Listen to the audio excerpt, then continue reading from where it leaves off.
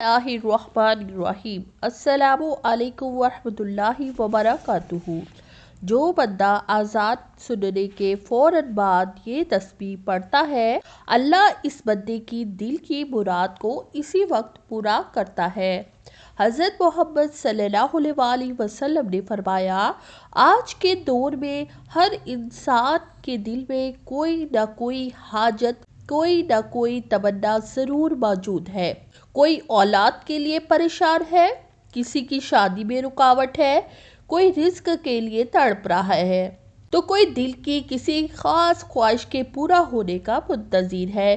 یعنی دنیا میں شاید ہی ایسا کوئی انسان ہو جس کے دل میں کوئی خواہش نہ ہو، لیکن افسوس کہ ہمیں یہ احساس ہی نہیں کہ اللہ تعالیٰ نے ہماری دعاؤں کی قبولیت کے لیے کچھ خاص اوقات مقرر فرمائے ہیں، جن لمحوں میں کی گئی دعا رد نہیں کی جاتی، مگر ہم انہی قیمتی گھڑیوں میں اپنی دنیاوی مصروفیات میں الجھے ہوتے ہیں، اپنے خیالوں میں گم ہوتے ہیں اور اللہ کی طرف متوجہ ہی نہیں ہوتے۔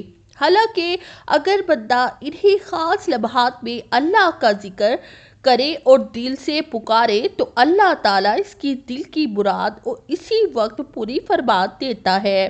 افسوس یہ ہے کہ ہم اس موقع کی قدر نہیں کرتے، ورنہ یہی وہ وقت ہے جب آسمان کے دروازے کھلتے ہیں، رحمت نازل ہوتی ہے اور بندے کی پکار براہ راست عرش تک پہنچتی ہے۔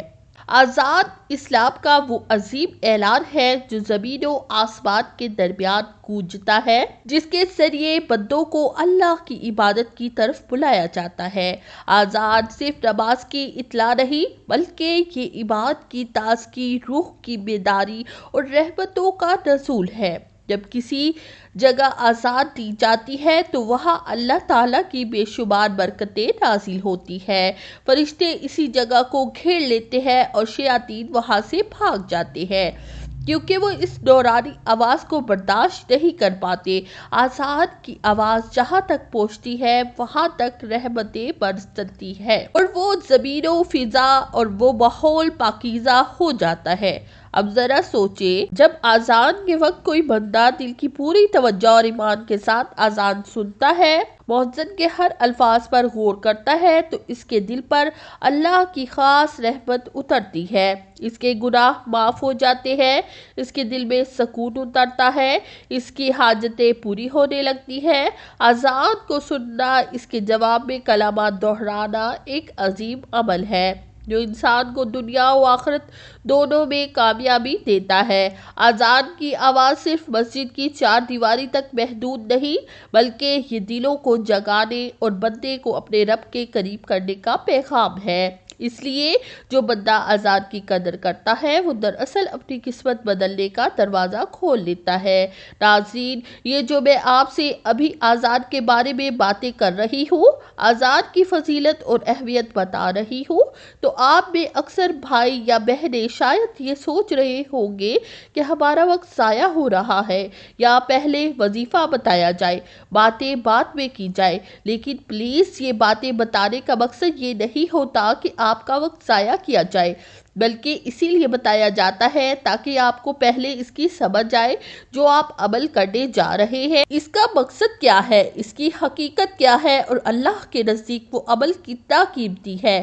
کیونکہ اگر بندہ عمل کا مطلب سمجھے بغیر صرف الفاظ دہرائے، دل میں اثر پیدا نہیں ہوتا۔ ان باتوں کو خدا را سمجھنے کی کوشش کریں۔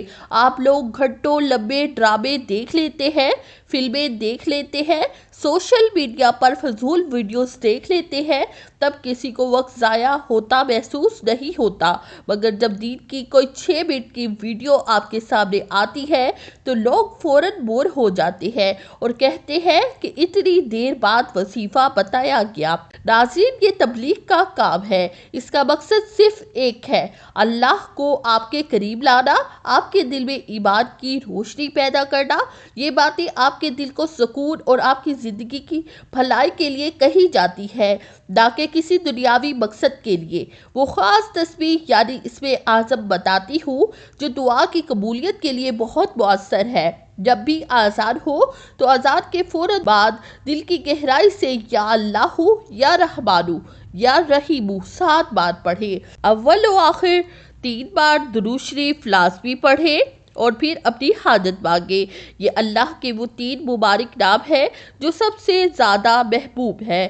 یا اللہ یعنی اے وہ ذات جو ہر چیز کا خالق ہے، جس کے سوا کوئی معبود نہیں۔ یا رحمان یعنی وہ جو اپنی رحمت سے ہر مخلوق کو نوازتا ہے، چاہے مومن ہو یا کافر۔ یا رحیم یعنی وہ جو اپنے خاص بندوں پر خاص رحمت فرماتا ہے۔ جب بندہ یہ 3 نام دل سے پکارتا ہے تو اللہ کی رحمت جوش میں آ جاتی ہے، آسمان کے دروازے کھل جاتے ہیں اور دعا رد نہیں کی جاتی، جبکہ آزان کے وقت ویسے بھی آسمان کے دروازے کھلے ہوتے ہیں۔ دعاؤں کی قبولیت کا وقت ہوتا ہے، بس شرط یہ ہے کہ دل سے یقین کے ساتھ اور عاجزی کے ساتھ پڑھے۔ اپنی حاجت، اپنا مقصد جو بھی ہے اس کو ذہن میں رکھیں۔ انشاءاللہ تعالیٰ جس یقین سے آپ مانگیں گے، اس یقین سے اللہ تعالیٰ آپ کی دعا کو قبول کر لے گا۔